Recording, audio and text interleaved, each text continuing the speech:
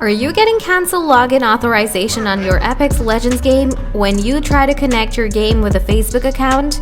Many Apex Legends mobile users complain that they can't log in with their Facebook account because of this cancel authorization error.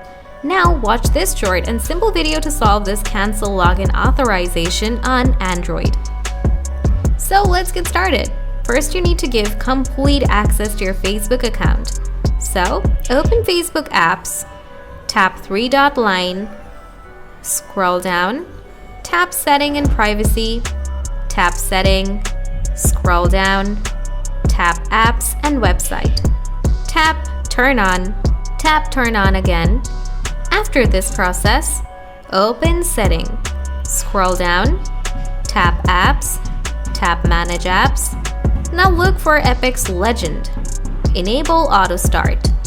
Tap Apps Permission to enable all the setting from here. Go back, tap Other Permission. Also make sure to enable all the setting from here. Go back, scroll down, tap Restricted Data Usage, enable all the setting, tap Battery Saver, choose No Restriction. Now restart your device. After that, open the game and now try to log in with Facebook account. Now your problem should get fixed by now, but if you still have issues, please let me know in the comment section.